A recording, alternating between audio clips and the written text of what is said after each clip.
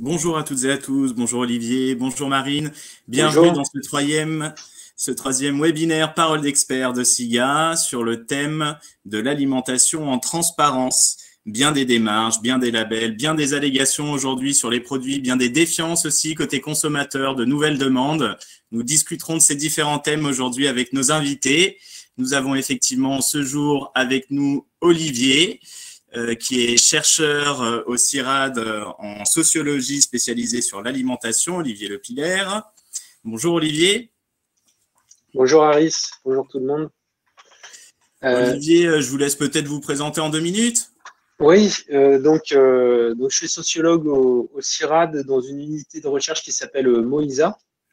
Et je travaille avec une entrée plutôt sur les questions de consommation alimentaire et en particulier sur le changement des normes et des pratiques alimentaires qui vont encadrer la consommation alimentaire. Et une question qui m'intéresse particulièrement, alors depuis mon doctorat, mais aussi aujourd'hui au CIRAD, où je travaille plutôt sur des questions de développement avec des pays d'Afrique, d'Asie, d'Amérique latine. Donc cette question, c'est la question du rôle de la critique de l'alimentation industrielle dans l'évolution des systèmes alimentaires. Cette critique, elle peut avoir un rôle à la fois par une critique assez militante, aussi par les connaissances qui circulent sur les modes de production, par des innovations sociales qui cherchent des alternatives, et puis par aussi la manière dont elle est recyclée par les industriels, et aussi sur comment les politiques publiques s'emparent de cette critique du modèle industriel. Merci Olivier pour cette introduction. Nous sommes aussi en présence de Marine Balmain, chef de groupe marque chez Biocoop. Elle est en charge du développement de l'offre marque propre de Biocoop et de sa cohérence stratégique avec le projet de l'enseigne. La transparence est-elle une valeur implicite chez Biocoop, si je ne me trompe pas, Marine? Oui, tout à fait. Bonjour à tous. Je suis ravie d'être ici avec vous ce soir. Donc, j'ai effectivement l'honneur de représenter Biocoop, donc enseigne de magasins spécialisés bio, 700 magasins répartis au niveau national. Et moi, je m'occupe au sein de cette offre-là de la marque propre. Donc, cette marque propre a la vocation à vraiment incarner le projet de l'enseigne Biocoop. Donc effectivement, vous le disiez, Aris, la transparence, c'est vraiment, ça fait partie de l'ADN de la marque Biocoop. La marque Biocoop, c'est un projet qui s'articule aujourd'hui autour de 3 objectifs structurants qui sont l'écologie, l'économie sociale et solidaire et la bio-exigeante. Et la vocation de notre offre produit à marque, c'est vraiment de porter et d'incarner ces valeurs d'enseigne et de faire en sorte de montrer, d'apporter aux consommateurs la preuve de ce projet Biocoop dans l'incarnation des produits. Et ces produits, c'est aujourd'hui 530 produits qui sont disponibles en magasin, qui sont aussi bien des produits emballés que vous connaissez peut-être, qui sont bleus et blancs qu'on peut facilement reconnaître pour les produits qui sont emballés, mais également des fruits et légumes, des produits vendus en vrac et des produits vendus en service arrière. Et effectivement, cette notion de transparence, on va le voir tout au long des échanges de ce soir, mais c'est un des principes de base de notre offre à marque aujourd'hui. Merci Marine pour cette introduction. Donc, webinaire numéro 3, alimentation, transparence. Au cours de ce webinaire, en 3 parties, on va parler donc du consommateur, de ses attentes, des démarches existantes, puis des freins. Petits aspects techniques tout au long de cette présentation. Si vous avez des difficultés, vous pouvez les partager dans l'espace de chat. Une personne sera là pour répondre à ces éventuelles difficultés et vous accompagner. Vous pouvez aussi nous soumettre des questions dans l'espace questions. On relèvera des questions pour les soumettre à nos intervenants, participants invités ce jour. Et également, nous avons un espace de sondage dans lequel est déjà libérée une première question qui vous renvoie à vous-même. Cette question pour vous, la transparence alimentaire, qu'est-ce que ça représente? Je vous invite sans plus attendre à répondre déjà à ce premier sondage. En attendant, je pense que l'on peut passer sur le thème numéro 1 de ce webinaire, donc qui va être sur le besoin de transparence chez les consommateurs. On note 2 sous-jacentes à cet élément de transparence. Donc, on va parler d'une part de la qualité d'une institution qui informe complètement ou non sur son fonctionnement, sur ses pratiques, donc l'image renvoyée par les différentes organisations. Et la seconde sous-jacente, ça va être effectivement le message qui est envoyé. Donc, est-ce que celui-ci est facilement compréhensible et ou intelligible? Suite aux différentes crises qu'a connues le secteur de l'agroalimentaire, on a noté une forte baisse de confiance de la part des consommateurs envers les enseignes, les fabricants. On a relevé une étude qui révélait, notamment en 2019, que les personnes qui s'étaient déportées de certaines marques l'ont fait par ordre décroissant pour des motifs de promesses non tenues, d'erreurs non évitées ou non avouées, d'informations cachées, d'implications peut-être dans des scandales. Donc typiquement, des données et informations qui renvoient à cette notion de transparence. Me vient du coup directement cette première question pour nos experts ce soir. Quels sont selon vous les besoins de transparence pour les consommateurs et dans quel but? Je propose peut-être à Marine d'intervenir en premier. Oui, mais vous le disiez, effectivement, en tant que marque Biocop, c'est vrai qu'il y a un principe fort. Les consommateurs ont fortement confiance dans notre marque, donc ce qui est vraiment un plus, on va le voir après. Et il y a du coup une attente de transparence aussi de la marque sur tous les éléments que nous, on affirme dans notre projet. Donc les premiers éléments, ça va être sur l'origine de la fabrication. C'est vrai que nous, en tant que distributeur, on n'est pas fabricant de nos produits, mais on sent que les consommateurs ont besoin de savoir où est-ce que c'est fait, avec quelle matière première c'est fait. Donc, c'est vrai que ça, c'est des éléments sur lesquels on donne la transparence systématique à nos consommateurs. On donne sur le packaging où est fait le produit, avec quelle matière première est-ce qu'ils sont fabriqués, d'où viennent aussi les matières premières, l'origine de la matière première principale notamment, est clairement mise en évidence on pack. Et puis, on sait également que les clients sont en attente de transparence sur la partie composition produit pour avoir des produits les plus clean, les moins ultra transformés possibles. Et également une attente, et ça c'est peut-être plus spécifique de Biocop et de ses clients, mais également sur le volet social et des conditions dans lesquelles éventuellement les producteurs agricoles sont rémunérés, une attente forte autour du commerce équitable par exemple. Et ça, on sent que nos consommateurs et clients Biocop sont en attente de transparence finalement sur énormément de choses du produit, que ce soit de la production agricole jusqu'au lieu de transformation, à la composition. Alors, des choses qu'on peut leur donner via les packaging, via la communication produit plus large sur d'autres supports de communication. Merci beaucoup pour ce témoignage, du coup, des actions engagées notamment par l'enseigne. Olivier, peut-être avez-vous certains éléments à nous partager? Oui, alors peut-être j'ai un ajout par rapport à ma présentation de tout à l'heure, puisqu'on parle de transparence. Je trouve important peut-être de dire aussi d'où je parle. C'est une question importante en fait, et de dire que en fait je fais aussi partie du comité d'experts SIGA. Alors c'est à titre complètement bénévole, mais avec un intérêt pour le fait que SIGA pour moi est un des acteurs de la critique d'un modèle industriel dominant. Et cette critique peut être constructive.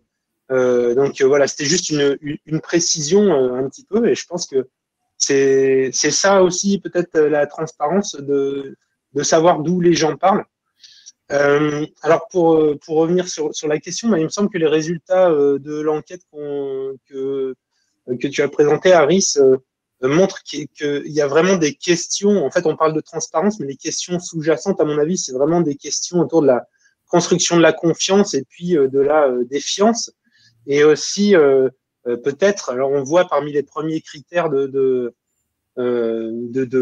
perte de confiance, c'est des questions liées à l'honnêteté, en fait. C'est alors honnêteté ou peut-être justice, sachant qu'il y a différentes formes de justice, mais en tout cas, c'est des questions morales. Très clairement, c'est des questions morales qui se posent, et c'est pas seulement une question d'information en fait. C'est pas la transparence, c'est pas juste de l'information. Et les besoins de transparence, alors je pense que ça rejoint un peu ce qu'a dit Marine, mais on peut les classer en trois grandes familles. Il y en a qui portent sur comment sont fabriqués les produits, comment finalement ils sont cuisinés, parce qu'on parle de fabrication, de production, mais en fait c'est de la cuisine, et toutes les implications socioculturelles que peut avoir la cuisine. La cuisine, c'est pas seulement des actes techniques, c'est aussi des actes symboliques qui donnent du sens à des denrées de base, qui les transforment en aliments qui sont mangeables. Donc ça, c'est un premier volet qui s'intéresse aussi à la santé, avec la question voilà, des ingrédients, des modes de transformation qui intéressent en particulier SIGA, des additifs, etc. Un deuxième volet sur ces besoins qu'on peut appeler besoins de transparence, c'est toutes les implications en termes d'impact environnemental qui concernent de plus en plus de consommateurs. Et puis un troisième volet, ça rejoint un peu ce que disait Marine, c'est sur les questions, la manière dont nos aliments nous relient à autrui.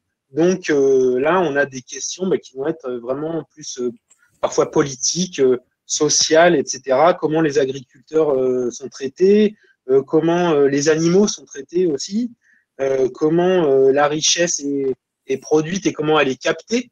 Est-ce que c'est une structure actionnariale qui rémunère à 15% tous les ans ses actionnaires, c'est-à-dire beaucoup plus que votre livret de développement durable, ou bien est-ce que c'est un système différent qui éventuellement peut même être à but non lucratif, comme dans des supermarchés coopératifs qui existent aujourd'hui. Donc, voilà, il y a des attentes de transparence, des besoins de réflexivité. Je crois que la crise sanitaire, elle l'a aussi montré en faisant réaliser à beaucoup de gens que il y avait plein d'acteurs dans un système alimentaire qui permettait qu'on mange ce qu'on mange. Ça a rendu visible des acteurs d'ordinaire invisibilisés comme les agents de caisse ou les gens qui sont dans la logistique, etc. Donc il y a ce besoin de transparence sans doute, mais il est aussi différent selon les catégories sociales. Mais ceci dit, globalement, on peut estimer que voilà, il y a des attentes de transparence, il y a un besoin de réflexivité sur ce qu'on mange qui est de plus en plus important. Peut-être en complément, parce qu'effectivement, on parle aussi beaucoup d'alimentaire ici. C'est vrai qu'on sait que les consommateurs, ils sont d'abord, avant tout, sur l'alimentaire en recherche de plaisir. Et on sait que ce sujet de transparence, ça va venir nourrir aussi le plaisir. En fait, je me fais plaisir quand je mange. Et en plus, si je sais que j'ai la transparence sur le lieu de fabrication qui est cohérent, sur les conditions de rémunération des producteurs sont bonnes, etc. Tout ça, ça va aussi développer mon plaisir de consommer ce produit-là et développer ma confiance dans la marque. Olivier, en tant que sociologue, est-ce que vous observez un renouveau concernant ces demandes, cette pression qui serait faite par les consommateurs? Est-ce que c'est inédit, ce que l'on observe aujourd'hui? Je vous prends peut-être à l'écoute. Non, mais enfin, non, je peux répondre peut-être en resituant un peu plus globalement. Moi, j'ai étudié, dans ma thèse de doctorat, j'ai étudié la manière dont les critiques de l'alimentation industrielle en France étaient produites, comment elles avaient circulé, comment elles avaient produit des effets entre la fin des années 60 et puis, alors je me suis arrêté en 2010. Mais voilà, depuis, je continue à suivre un peu ce qui se passe. Mais voilà, l'histoire globalement, c'est l'histoire d'une industrialisation de l'alimentation avec la concentration d'un certain nombre d'acteurs, avec l'apparition puis la généralisation de la grande distribution qui représente l'essentiel des achats aujourd'hui. Et puis une urbanisation croissante, une distanciation à la fois spatiale et puis cognitive aussi entre les consommateurs et puis les producteurs, l'origine des aliments, etc. Et il y a des critiques qui ont accompagné ce développement. C'est aussi l'histoire du développement d'alternatives à ça, qui mettent plus de transparence, qui remettent de la transparence sur la manière dont les aliments sont produits. Par exemple, le label bio, dont l'histoire est super intéressante à ce titre-là, puisqu'il est complètement marginal. Enfin, il n'existe pas officiellement avant 1981, il faut quand même le rappeler. Et l'histoire du bio, c'est des acteurs assez en marge avant que ce soit un marché qui se développe, en particulier à partir des crises de la vache folle à la fin du XXe siècle. Et aujourd'hui, on voit que c'est un marché qui est soutenu politiquement à l'échelle nationale, par exemple, avec les lois sur le pourcentage de bio dans la restauration collective. Donc voilà, on voit une histoire d'un besoin d'information sur la manière dont les aliments sont produits qui se développe. Et dans la période la plus récente, c'est pour ça aussi que j'avais accepté de rejoindre le comité d'experts SIGA, c'est qu'à mon sens, il y a des nouveaux acteurs qui apparaissent, et c'est des acteurs qui viennent un peu équiper le jugement critique des consommateurs en leur offrant des outils pour évaluer, pour qualifier les produits, et c'est ce que fait SIGA, entre autres, et puis d'autres acteurs qui peuvent prendre la forme d'application, mais pas seulement. Oui, merci pour ces éléments. Alors, je rappelle qu'on est en possibilité de faire répondre à des questions qui nous seraient adressées via l'espace questions, situé à droite sur votre écran. Je n'en vois pas encore apparaître. N'hésitez pas en tout cas à nous les adresser. Je sais qu'un second sondage a aussi été libéré. Vous pouvez déjà aller observer les résultats du premier et de ce second sondage. Dans la mesure où j'ai pas de questions qui arrivent, je propose éventuellement qu'on puisse passer au thème numéro 2. Alors, je viens de voir une question qui est apparue à l'instant. Donc, de Emmanuel. Bonsoir, Emmanuel. La transparence alimentaire, à elle seule, SIGA Score et autres scores, permettent-elles de faire évoluer les comportements? Quels sont les impacts visibles? Y a-t-il d'autres options possibles? Alors, c'est une action qui peut être adressée, une question qui peut s'adresser à Marine, qui elle-même mène des actions dans son enseigne, et éventuellement Olivier sur les possibilités de faire de la pédagogie aux consommateurs sur ces notions. Est-ce que toi, tu en entendrais par rapport à cette thématique? Pour répondre pour Biocop, en fait, je pense que la transparence à elle seule ne fait pas évoluer les comportements. Ce qu'il faut, c'est apporter de la pédagogie, en l'occurrence sur ce sujet de la réduction de l'ultra-transformation. Pour Biocop, c'est vraiment devenu un sujet d'enseigne. L'ultra-transformation, c'est pas encore quelque chose qui est acquis pour le client. Il n'y a pas forcément encore cette conscience. Donc, ça fait plusieurs années déjà qu'on parle de clean label. Donc ça, c'est quelque chose de plutôt acquis, réduire les listes d'ingrédients, etc. L'ultra-transformation, c'est quand même quelque chose de nouveau. Donc, s'il y a effectivement donné de la transparence sur notre offre, de donner le score, en l'occurrence le SIGA Score qui est disponible pour chacun de nos produits sur le site internet, mais également d'amener de la pédagogie pour expliquer mais qu'est-ce que c'est que cette réduction de l'ultra-transformation, qu'est-ce que ça veut dire pour le client, et vraiment, voilà, c'est quelque chose qui se fait de manière transversale. Il y a des prises de parole régulières de Biocop sur le sujet pour vraiment faire prendre conscience aux consommateurs de ce sujet qui a vraiment du sens avec nous, notre projet, de consommer plus varié, de consommer plus vrai, de consommer plus végétal. Et une des façons, nous, faciles, entre guillemets, qu'on a trouvé pour communiquer aux consommateurs, c'est de lui dire, eh bien, finalement, dans une liste d'ingrédients d'un produit que l'on peut acheter, un produit tout prêt que l'on peut acheter, s'il y a des produits qui sont indiqués dans les ingrédients et qu'on n'identifie pas, qu'on n'a pas dans nos placards, dans notre cuisine, a priori, ça veut dire que c'est des produits qui sont plutôt ultra transformés, des marqueurs d'ultra transformation, etc. Donc, c'est plutôt, moi, j'ai envie de dire, effectivement, donner de la transparence, mais pas que, c'est aussi faire prendre conscience et les accompagner dans ce changement en leur faisant prendre conscience, voilà, la réduction de l'ultra transformation, c'est un sujet. Je peux continuer à consommer de temps en temps des produits ultra transformés, mais je dois aussi apprendre à refaire par moi-même, et ça s'accompagne avec une offre produit, avec des recettes, etc. Au quotidien, je pense.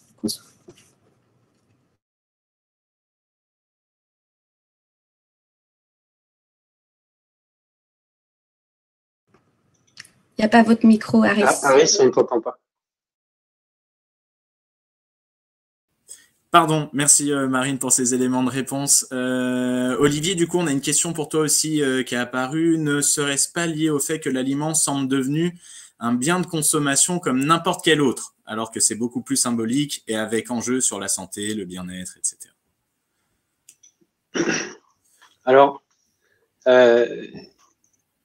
donc j'imagine c'est ce besoin de transparence qui serait lié au fait qu'il y a eu que l'alimentation est devenue un bien de consommation de masse.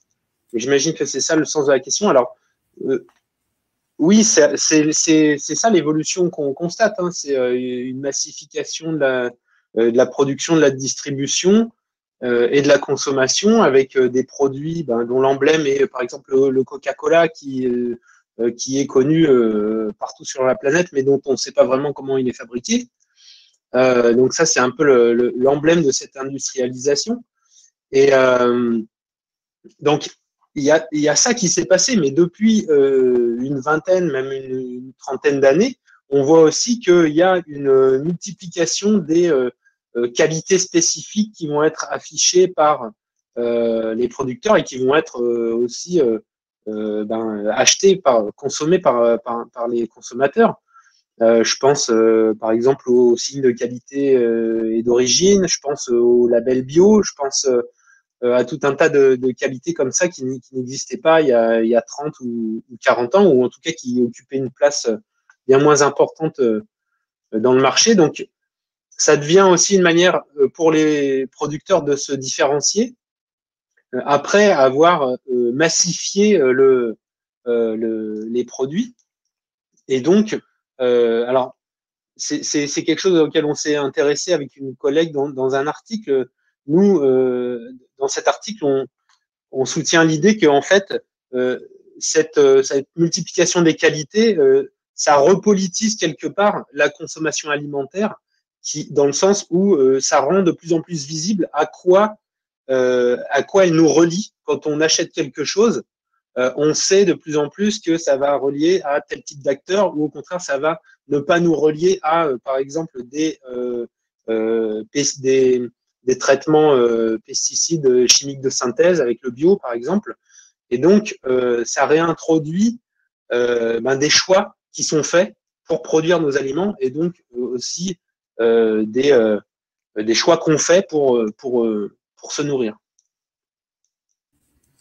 Merci pour ces réponses. Merci pour ces questions également. N'hésitez pas à continuer à nous les adresser dans l'espace questions. Sans plus attendre, on va passer au thème 2 de ce webinaire alimentation et transparence, dédié après les demandes consommateurs aux démarches et états des lieux qui sont présents aujourd'hui sur le marché, donc par les fabricants et distributeurs à destination du consommateur. Donc les marques se placent sur différents objets, comme je le disais en introduction, différentes allégations, démarches, beaucoup de fronts. Parfois, on arrive à se demander si on n'en fait pas trop, même en tant que consommateur, ou est-ce qu'on le fait sur les bons paramètres ou les notions les plus urgentes? Est-ce qu'on n'est pas finalement peut-être parfois aussi en train d'induire le consommateur en erreur? À la lumière de notre sujet, l'ultra-transformation, aujourd'hui, on distingue 2/3 des produits ultra-transformés dans les rayons des supermarchés, publiés dans notre premier article en 2020. On avait alors mené une étude au niveau des Français. On s'était rendu compte que 7 Français sur 10 se disaient mal informés sur les aliments ultra-transformés et leur effet délétère sur la santé, étude IFOP 2019.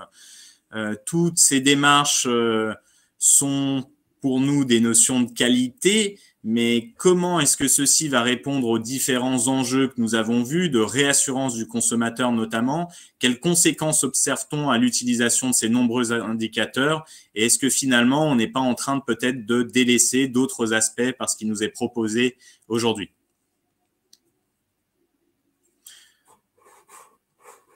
C'est un gros thème. Je propose à l'un d'entre vous peut-être de prendre la parole. Alors il y a 2 aspects. Vous maîtriserez par vos expertises ces différents sujets. Je ne sais pas à qui je donnerai l'honneur en premier. Je vous laisse prendre la parole. Olivier, très bien, je t'en prie, Olivier. C'est moi, ok. Bon, donc oui, alors le risque, à mon avis, c'est peut-être de se focaliser uniquement sur la transformation, qui ne correspond pas seulement à des manières de faire, mais comme je disais tout à l'heure, transformer, enfin produire, c'est faire la cuisine, et donc ça a aussi des dimensions symboliques, signifiantes, etc. Donc c'est pas seulement des purs actes techniques, il faut aussi voir la dimension du sens qu'ils possèdent et comment ils sont interprétés par les gens, par les consommateurs. Mais ceci dit, c'est vrai que ça amène peut-être à se focaliser uniquement sur des conséquences de la consommation des produits dans l'ordre de la santé. Et il n'y a pas que ça qui compte. Ça peut aussi, ça peut négliger des aspects qui vont avoir trait à l'environnement, par exemple. Alors, il y a d'autres indicateurs qui peuvent exister, hein, sur voilà, que tout le monde connaît, je pense, les questions d'empreinte environnementale ou bien de quelle surface. Il y a un rapport intéressant de l'ADEME sur quelle surface, de quelle surface on a besoin pour un régime végétarien ou un régime du français moyen ou un régime plus carné. Donc voilà, ça c'est des indicateurs plus en termes d'environnement. Après, il y a des indicateurs, et c'est compliqué en termes de politique et puis de social, avec une dimension morale importante. Par exemple, je sais pas, sur les conditions de travail ou bien la qualité des relations entre les acteurs de la chaîne de valeur, ou bien même plus économique sur la répartition de la valeur entre les différents acteurs. Donc ça, c'est à mon avis crucial, mais comment on peut faire passer simplement des informations là-dessus et comment on peut tout simplement mesurer ça, comment on peut mettre en mesure. Et là, ça renvoie à des questions sur est-ce qu'on peut tout mettre, toutes les informations, est-ce qu'on peut toutes les réduire sur des échelles numériques, par exemple, ou bien est-ce qu'on n'a pas besoin parfois d'indicateurs synthétiques qui sont plus d'ordre qualitatif. Et puis, alors un autre risque, moi, qui m'interpelle un peu, mais c'est plus global, c'est quand on regarde, voilà, les critiques de l'alimentation industrielle, en particulier de l'ultra-transformation, elles se développent fortement dans les pays les plus développés, les plus riches, où il y a des consommateurs qui ont les moyens aussi de s'en détourner de ces produits, d'acheter autre chose. Mais ce qui me questionne en travaillant au CIRAD, c'est comment les entreprises multinationales, en particulier, donc actives dans les pays à la fois du Nord et puis moins riches, qu'on dit du Sud, comment ces entreprises, est-ce qu'il n'y a pas un risque en fait à ce que elles déportent les aliments ultra transformés sur les marchés du Sud pour privilégier des modes de transformation moins ultra transformés, éventuellement moins rémunérateurs pour elles, les réserver au nord et puis déporter la moindre qualité et l'ultra transformation au sud. C'est quelque chose, à mon avis, auquel il faut être très attentif, en particulier quand on est un acteur qui s'intéresse à ces pratiques de transformation des industriels. Une réponse très intéressante, et effectivement, cette problématique que tu présentes à la fin est, je crois, réelle, et déjà observée aujourd'hui en termes épidémiologiques, puisque les pays en voie de développement sont ceux qui ont subi les plus forts taux de progression en termes de consommation d'aliments industriels et ultra transformés, et de plus forte progression en termes de développement de maladies chroniques liées à l'alimentation. Je pense au surpoids et à l'obésité, au Brésil, au Mexique, en Inde. Effectivement, ça c'est quelque chose qu'on observe scientifiquement. Anthony pourrait en parler longuement. Je te laisse peut-être, Marine, aussi nous partager certains éléments sur ces sujets. Oui. Oui, effectivement, en complément par rapport à ce que Olivier disait sur le besoin, effectivement, là on parle de transparence sur l'ultra-transformation, mais pas que, et ça a été cité ici, sur les critères écologiques, sur les critères équitables. C'est vrai qu'aujourd'hui chez Biocop, on est confronté très clairement à ça. On n'a pas choisi que l'ultra-transformation comme sujet de transparence. On a également choisi le développement du commerce équitable, le fait de s'approvisionner au plus près. Il y a un vrai sujet de relocalisation.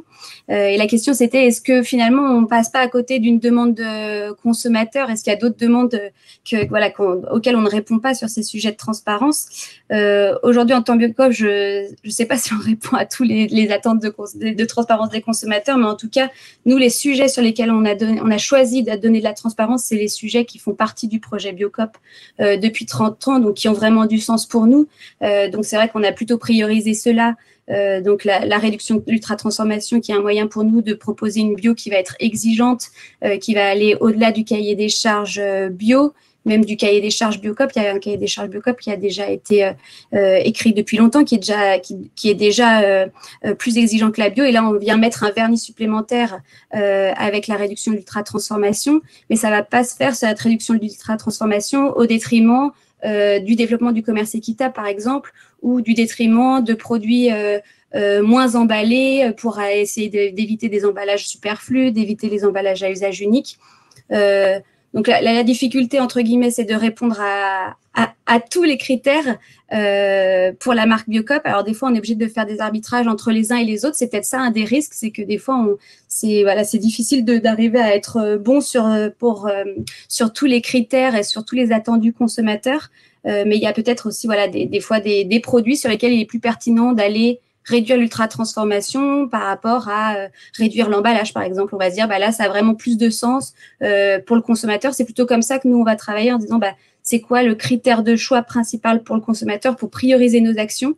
Mais on essaiera d'avoir toujours le produit le plus en cohérence avec notre projet d'enseigne. Et peut-être en complément, un des risques que je vois moi aussi, c'est multiplier des scores, des éléments qui veulent donner de la transparence aux consommateurs. Au bout d'un moment, c'est aussi un petit peu le perdre. Tous les consommateurs ne sont pas experts sur tous les sujets.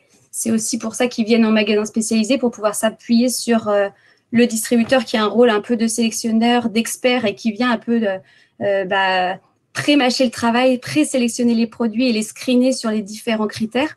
Donc, c'est vrai que c'est aussi pour ça que les consommateurs viennent chez Biocop et ont confiance dans l'enseigne, c'est qu'il y a ce screening et cette expertise qui est faite. Mais c'est vrai que le risque, c'est aussi de donner beaucoup d'informations et au bout d'un moment que le consommateur soit un peu perdu.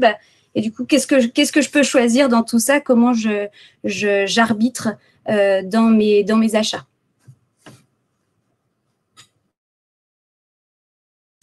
Donc peut-être aussi un retour à la marque du coup pour communiquer sur ses valeurs à un moment où de plus en plus on nous dit que ça va descendre au produit.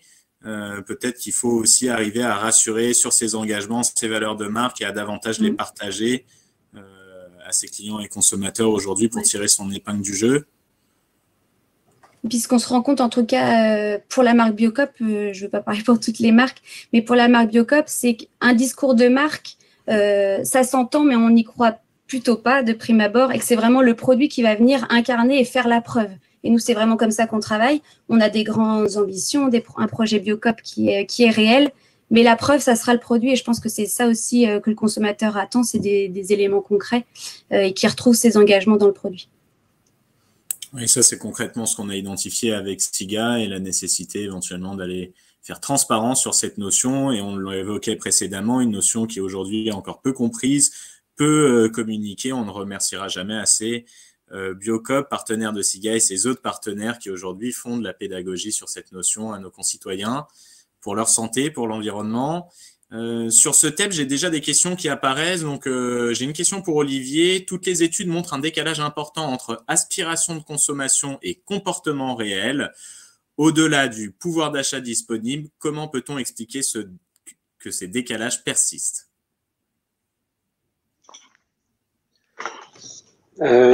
Oui, alors c'est la question compliquée du lien entre l'information, les connaissances et puis les comportements de l'autre. Alors, il y a des…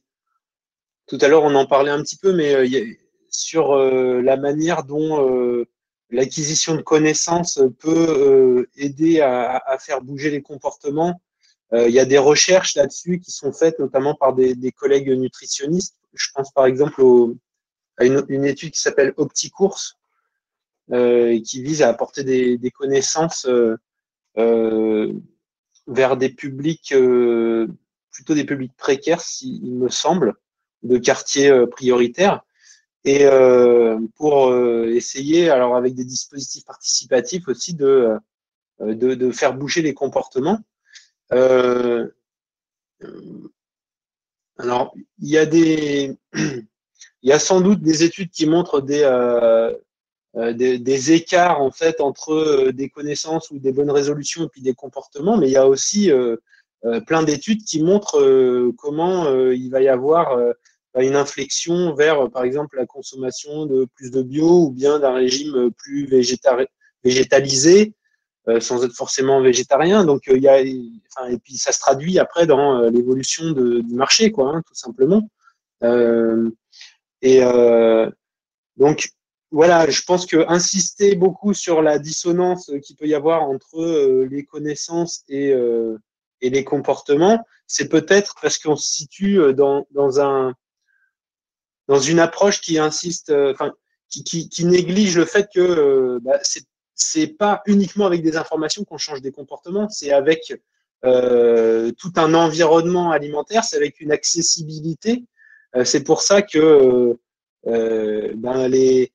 en santé publique, c'est la même chose. Hein. Pendant longtemps, pour lutter contre l'obésité, on a pensé qu'il fallait juste dire aux gens comment il fallait mieux manger. Et puis après, on s'est aperçu que ils suivaient pas les conseils, les gens. Donc, on s'est dit que peut-être il fallait jouer aussi sur l'offre alimentaire, sur à quelle offre ils avaient accès, en termes à la fois économiques, mais aussi en termes physiques, spatial, enfin matériels. Et donc, voilà, c'est pour ça qu'il y a de plus en plus de recherches aujourd'hui sur en marketing social notamment, sur comment on agit à la fois sur les connaissances et puis sur l'environnement concret, matériel, pour essayer de faire bouger les comportements. Et ça peut aussi passer par de la fiscalité, hein, par exemple en taxant plus certains produits et moins d'autres produits. On est davantage promoteur de fiscalité positive, je crois, chez SIGA. Enfin non, pour ma part, des fois, quand je me pose la question. Mais j'ai un peu regardé ce sujet également, et c'est vrai que les populations défavorisées ou qui sont en difficulté d'atteindre les budgets alimentaires, on les identifie assez facilement, malheureusement. C'est des étudiants, des familles monoparentales, des chômeurs, et peut-être qu'effectivement il y a des chèques à faire en face. Je crois avoir vu passer des propositions là très récemment aussi de groupes ou associations concernant de tels chèques. Ça pourrait être judicieux à l'inverse des taxes qui, elles, peuvent être parfois pénalisantes sur les plus faibles budgets aussi. En tout cas, peut-être qu'une neutralisation pourrait être anticipée sur certaines catégories d'aliments les plus ultra transformés. En tout cas, je pense que c'est clairement ce à quoi on peut s'attendre dans les années ou décennies à venir si les autorités publiques mettent davantage de temps à se mobiliser. Il y a des gens, oui, qui réfléchissent beaucoup autour des questions d'une sécurité sociale de l'alimentation, où, par exemple, de la même manière qu'on a une carte vitale qui vous permet d'avoir accès à des soins sans avancer de l'argent, on pourrait avoir une carte qui serait dotée d'un budget et qui permettrait d'avoir accès à des aliments, avec l'idée que ce soit des aliments qui soient avec des qualités spécifiques plutôt favorables à la santé et à l'environnement, évidemment. Et donc, il y a beaucoup de réflexions là-dedans, dans un contexte où on sait que avec la crise sanitaire, en fait, la fréquentation de l'offre alimentaire a explosé. Hein. On estimait à peu près à 5,5 millions de gens qui fréquentaient l'aide alimentaire, pardon, j'ai dit l'offre peut-être, l'aide alimentaire avant la crise, et aujourd'hui on serait à peu près 8 millions. Donc il y a des questions économiques et sociales qui vont se poser sur l'accès à l'alimentation de qualité de manière encore accrue en fait dans les années à venir, parce que on est encore dans la crise sanitaire, mais la crise économique et sociale va sûrement se prolonger un bon moment à la suite. C'est pas très positif, désolé, mais je pense que c'est un peu lucide. Mais merci pour ces partages, Olivier. Marine, j'ai une question pour vous également. Merci Marine. Je partage votre point de vue en partie. Comment une enseigne comme Biocop accompagne-t-elle ses clients a posteriori de leur achat? Par exemple, pour accompagner la prise de conscience, pourcentage de produits ultra transformés dans mon historique d'achat à partir des comportements réels. Merci. Une question très technique. Alors aujourd'hui, le sujet de l'ultra-transformation, c'est quand même tout récent. Enfin, tout récent. En tout cas, cette prise de parole sur l'ultra-transformation, ça a commencé en septembre 2020. Donc, vous voyez, ça fait à peine 6-8 mois qu'on a commencé à prendre ce sujet. Donc, l'enjeu d'abord, c'est de rendre ce sujet compréhensible, donc amener de la pédagogie, etc. On n'en est pas encore à à accompagner le client sur l'après-achat, on a des choses, on pourrait très bien imaginer effectivement un programme de fidélité pour l'encourager à réduire son ultra-transformation dans son panier, etc. Aujourd'hui, c'est pas encore des sujets sur lesquels on est. Pour le moment, c'est déjà amener la pédagogie, proposer une offre produit qui est mieux disante. Donc, on va voilà, déjà développer l'offre pour que le consommateur puisse consommer différemment. Il faut lui proposer une offre différenciante. Donc, ça, c'est le premier pas. Et après, il va y avoir, pour le moment, il y a un petit peu de discours produit pour faire prendre conscience des éventuelles améliorations produits. Je prends l'exemple, on a retravaillé une soupe, par exemple, pour supprimer les amidons. Et ben on va essayer de dire au consommateur qui est passé sur cette nouvelle soupe, ben voilà, la texture, elle a été retravaillée sans amidon. On a privilégié l'utilisation de certains légumes, par exemple, pour apporter de la texture plutôt que d'utiliser un amidon. Et ça va être des discours d'Audepac, par exemple, sur nos produits. Aujourd'hui, on en est là, mais comme je vous le dis, ça fait que 6 mois, donc peut-être que dans les mois, les années à venir, il y aura d'autres accompagnements. Et puis un autre sujet aussi qui est les accompagner au développement du faire soi-même. On parlait de la crise sanitaire sur les aspects conso et les changements d'habitude. On sait que les consommateurs, tout réseau confondu, ont davantage cuisiné là pendant l'année dernière pendant le confinement. Bah, ça, c'est aussi un moyen ils ont aussi pris conscience que cuisiner, ça me procure du plaisir, ça m'occupe quand on est en temps confiné. Et puis finalement, c'est possible, c'est facile. Et ça aussi, c'est le rôle de Biocop de proposer une offre assez large de produits brut, c'est pas de proposer que des produits transformés, donc élargir l'offre de produits bruts, de fruits et légumes, de produits en vrac, de féculents et graines, etc. Voilà. Aujourd'hui, c'est beaucoup un sujet offre, ce sujet d'ultra-transformation. Peut-être que demain, ça ira peut-être encore plus loin sur l'après-achat, effectivement. Merci Marine pour ces éléments. Du coup, je propose qu'on ouvre le thème 3 de cette discussion qui porte sur les freins et les limites. Donc, on a parlé en premier lieu d'enjeux, puis de comment les fabricants et distributeurs répondent à ces nouveaux enjeux exprimés par les consommateurs, nos concitoyens. Néanmoins, il existe des freins encore sur le marché, des limites à cette transparence sont à formuler. Olivier, vous avez travaillé sur les pratiques alimentaires, les engagements aussi inhérents à ces pratiques, aussi sur les tensions dans l'industrialisation alimentaire. Est-ce que vous pouvez nous partager un peu plus d'éléments sur les limites dans cette transparence que rencontre l'industrie aujourd'hui ? Je pense que la première limite, c'est la question de qui parle en fait. C'est ce que je disais tout à l'heure. Si 3 multinationales qui fabriquent essentiellement des sodas et des biscuits apéro se mettent d'accord pour scorer leurs produits et montrer qu'en fait ils s'améliorent, on va peut-être pas faire une grande confiance à cette transparence.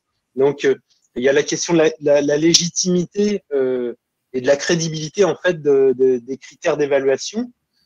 Qui fabrique ces critères d'évaluation, qui fabrique ces connaissances en fait à destination des consommateurs. Donc ça c'est à mon avis un premier point. Ensuite les connaissances les connaissances produites, elles s'appuient sur quels indicateurs? Est-ce que c'est des indicateurs chiffrés, mesurés? Est-ce que ces échelles chiffrées elles peuvent s'appliquer à tous les critères de jugement ou de qualité? Ça, c'est pas toujours évident, comme je le disais tout à l'heure.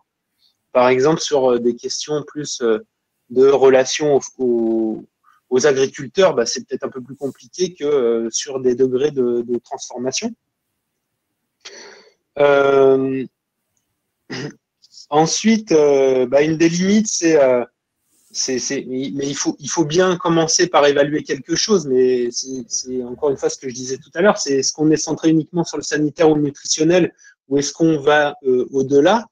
Je sais qu'il y a d'autres initiatives qui peuvent s'intéresser à d'autres dimensions des aliments en termes plus social ou moral, par exemple. Et pour revenir sur cette question de la crédibilité ou de la légitimité à fournir des informations sur les produits, à les évaluer.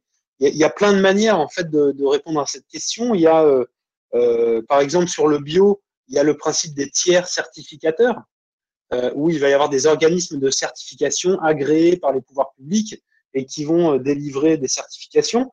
Il va y avoir des acteurs qui vont apporter des informations pour voilà, informer le jugement des consommateurs à la manière de SIGA, par exemple, tout en travaillant éventuellement avec les producteurs pour les aider en fait à aller vers une meilleure qualité.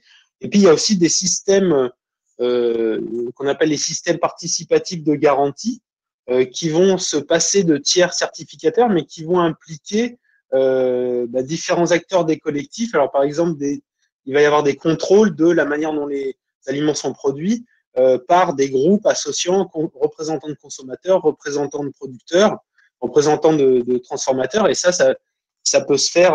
Alors, il y a plein d'exemples à des petites échelles. Est-ce que ça peut se faire à plus grande échelle? C'est quelque chose à voir. Il y a beaucoup d'expérimentations, mais l'idée de ces systèmes participatifs de garantie, c'est qu'ils vont mettre en commun des connaissances et qu'ils sont aussi basés sur une éthique coopérative et pas seulement concurrentielle. Et peut-être, alors, juste deux derniers points très rapidement sur les limites de la transparence. Il y a aussi l'illusion de la transparence. Aujourd'hui, on peut poster tout un tas d'infos très facilement. Il y a des médias qui permettent d'envoyer tout un tas d'informations avec plein de supports différents. Mais voilà, est-ce que cette transparence, elle est uniquement envoyée sous l'angle positif? Est-ce que c'est de la transparence photoshopée, en gros, ou bien est-ce que il y a une sincérité? Ça, c'est une grande question. Et enfin, peut-être que aussi, parfois, les gens, les consommateurs, vous et moi, on a aussi envie parfois de suspendre un petit peu cette réflexivité et puis de ne pas trop en savoir. Il y a des contextes où on a juste envie de faire confiance parce que vous allez au resto et puis que vous réfléchissez pas forcément à l'origine des produits parce que juste ce resto vous plaît, que le patron est sympa, que à chaque fois que vous y êtes allé, vous avez bien mangé, c'était bon, et puis vous avez bien digéré derrière. Voilà, il y a des contextes comme ça où peut-être que on ne peut pas être en permanence réflexif et où on a besoin de. Il peut y avoir une fatigue, en fait, une fatigue de la réflexivité. Très intéressant. Là, on revient à une limite même au niveau du consommateur, en réalité, qui pourrait, oui, finir par se lasser et ne peut pas être toujours en poursuite d'accomplissement de ses engagements, je dirais, propres. Je vais venir aussi à une question pour Marine, qui va être un peu plus spécifique dans la mesure où Biocoop travaille aussi avec SIGA et sur ses marques propres, vous le disiez, vous avez retravaillé plus d'une centaine de produits.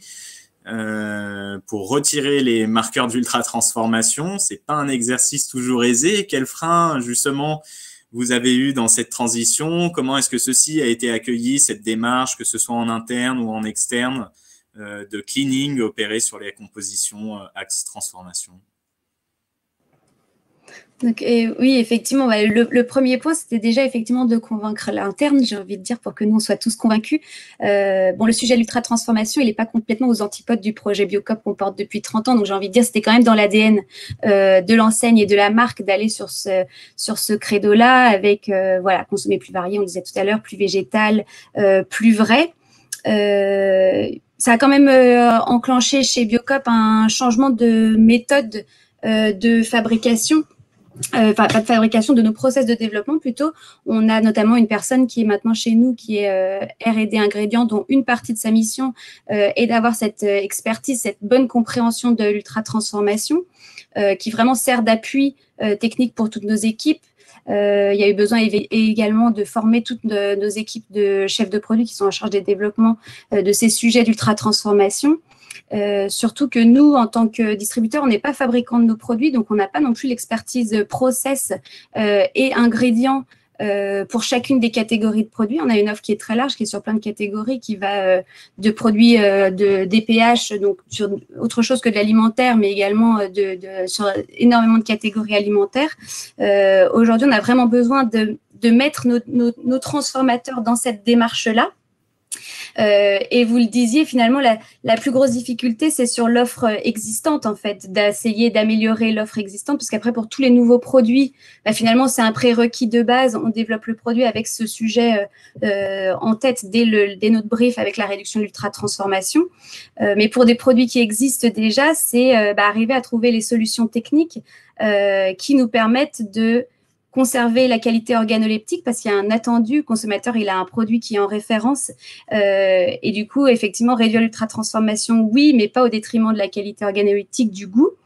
Et puis sur certains produits, c'est aussi d'accompagner le consommateur à mieux comprendre. Par exemple, une des catégories où on est en train de travailler sur la réduction de l'ultra-transformation, c'est par exemple la charcuterie. La charcuterie, ça fait donc des années, des décennies que pour le consommateur, le jambon est rose. Demain, on travaille sur la suppression des sels nitrités pour passer d'un SIGA score 7 à un SIGA score 4. Bon, là, ça a un impact sur l'organoleptique, en tout cas sur le visuel.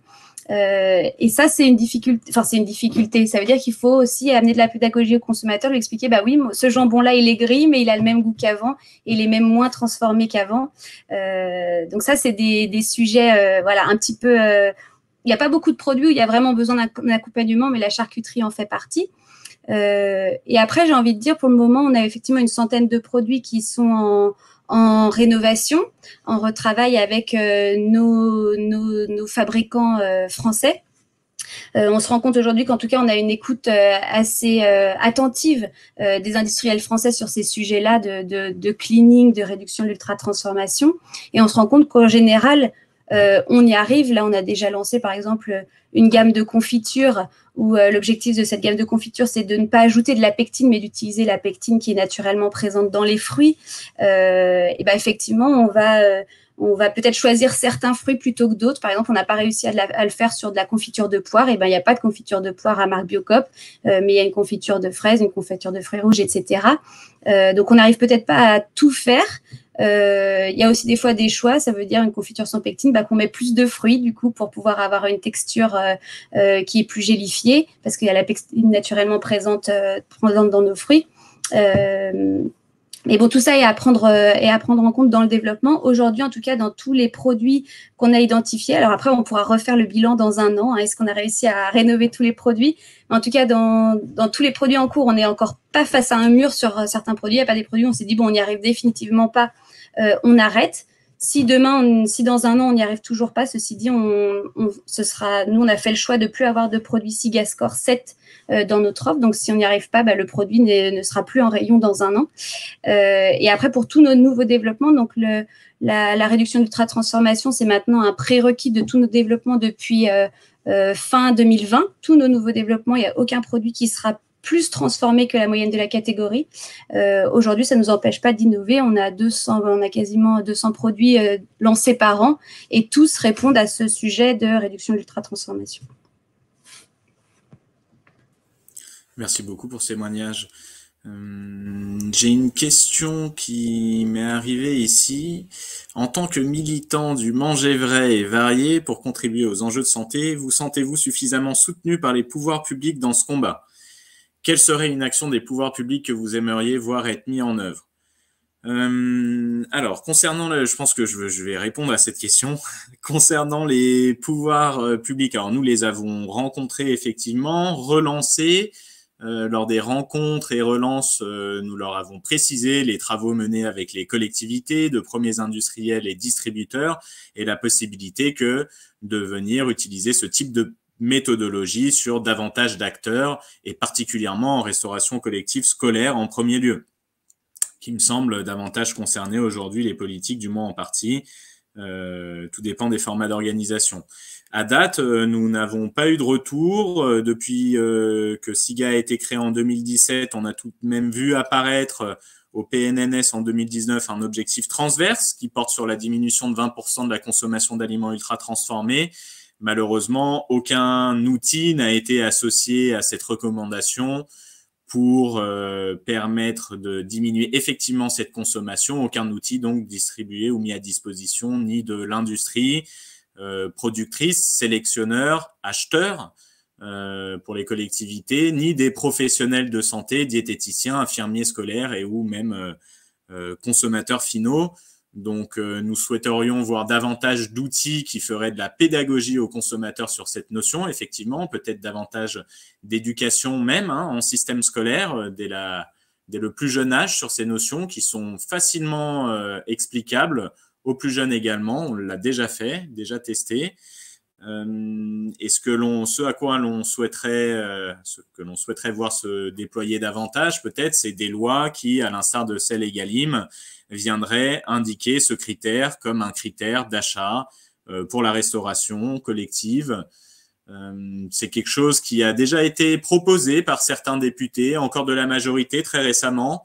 Je crois que nous avons besoin d'une définition plus rigoureuse ou précise de l'ultra-transformation pour ce faire en restauration collective. Et je crois que SIGA est en mesure, avec sa méthodologie, de répondre à ces objectifs. Je ne peux qu'inviter effectivement les autorités à nous recontacter, les pouvoirs publics, pour éventuellement travailler davantage avec SIGA. Et si ce n'est pas pour le faire avec nous, en tout cas, à davantage sensibiliser nos concitoyens à ces notions. Puisque aujourd'hui, on le lit dans les études, c'est un critère, le critère de la consommation d'aliments ultra transformés qui se révèle déterminant quant au risque accru de développer des maladies chroniques quand on surconsomme ces aliments ultra transformés. Nous arrivons vers la fin de ce webinaire. C'est toujours très rapide. En tout cas, c'était un plaisir, Olivier, Marine, de partager avec vous sur ce sujet, alimentation en transparence.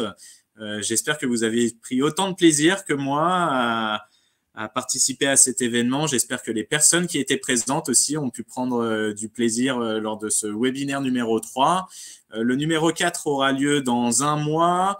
Date est déjà placée le 10 juin, donc vous pouvez le noter dans vos agendas. Ce sera alimentation et santé avec un nouvel expert du comité. Ce jour, je le rappelle, effectivement, nous avions Olivier Lepierre, chercheur au CIRAD à Montpellier, et nous avions également en partenaire de SIGA, Marine, chef de marque chez Biocop.